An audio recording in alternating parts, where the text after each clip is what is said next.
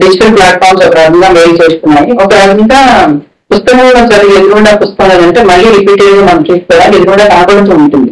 ఈ కథ చదవడం కానీ లేదా సమీక్ష చదవడం కానీ ఏదైనా మంచి విషయం కానీ అది జ్ఞాపకంగా ఉంటుంది కాబట్టి మళ్ళీ రెఫర్ చేసుకోవడానికి కూడా మనకు వీలుగా ఉంటుంది. ఒక మంచి కథకు ఉండాల్సిన లక్షణం ఏంటి? ముఖ్యంగా కథ చదివే గుణం ఉండాలి, చదివించే గుణం.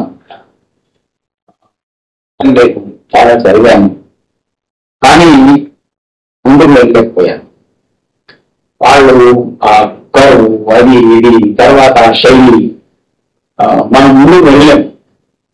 అదే వేరే కథలు చూస్తే చక్కగా మనం చదివేయగలం. ఇప్పుడు స్వాతి అనుబంధ నవలు వస్తాయి, మీరు చూడండి. నవల్లో అసలు మొదలు పెడితే మనం వదిలే బుద్ధి కాదు, అంత చదివించే గుణం. ఇది మొదటి గుణం. ఆ తర్వాత చదివించిన తర్వాత వెంటాడే గుణం. అది మన ఆ భావాలు అవి మన గుండెకు హత్తుకోవాలి. అయితేనే అవి కొంచెం గ్యాప్గా ఉంటాయి. తర్వాత రెఫరెన్స్ కూడా చేయొచ్చు మనం ఇక్కడ. ఇప్పుడు చాలా సందర్భాల్లో కొన్ని మంచి కథలు మనం రిఫర్ చేస్తూ ఉంటాం. ఇంకోటి, కథల్ని సమీక్షించే వాళ్ళు కొందరు ఉన్నారు కానీ విమర్శ అంతగా లేదు.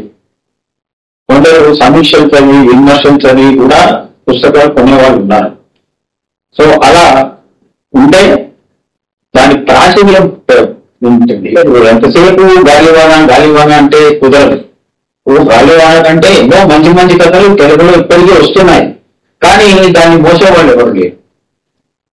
అది చదివి దాని ప్రాచుర్యం, విమర్శకులు సమీక్షకులు దాన్ని ప్రాచుర్యాన్ని కల్పిస్తారు. అది లేదనమాట. ఎంతసేపు పాత కవితలు కథలు పట్టుకుంటే కుదరదు. ఇప్పుడు కూడా మంచి మంచి యువ రచయితలు కూడా వస్తున్నారు, మంచి కథలు రాస్తున్నారు.